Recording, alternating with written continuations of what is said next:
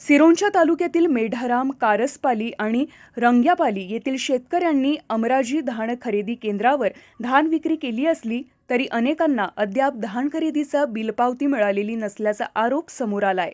यामुळे शेतकऱ्यांमध्ये संभ्रमाचे वातावरण निर्माण झाले असून भविष्यात देयक मिळण्यात तसेच विविध शासकीय प्रक्रियांमध्ये अडचणी येण्याची भीती व्यक्त केली जाते। याच पार्श्वभूमीवर भारतीय कम्युनिस्ट पक्ष सिरोंचा तालुक्याच्या वतीनं नायब तहसीलदार आर.पी. सिडाम यांना निवेदन सादर करण्यात आले आहे।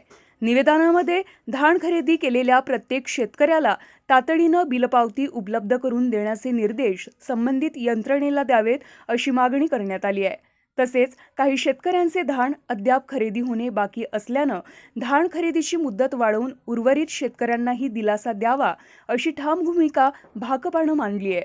संपूर्ण प्रकरणाची निष्पक्ष चौकशी करून शेतकऱ्यांवर अन्याय होणार नाही याची खात्री करण्याचीही मागणी निवेदनातून करण्यात आली।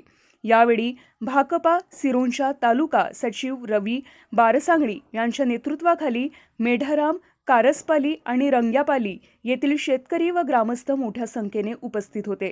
शेतकऱ्यांच्या प्रलंबित प्रश्नांवर तातडीनं निर्णय घेऊन बिलपावत्या वितरित कराव्यात आणि धान खरेदीची मुदत वाढवून सर्व पात्र शेतकऱ्यांना न्याय द्यावा अशी जोरदार मागणी यावेळी करण्यात आली। लोकराज्य न्यूज चॅनलकरिता रवी बारसांगडी, सिरोंचा तालुका प्रतिनिधी, गडचिरोली।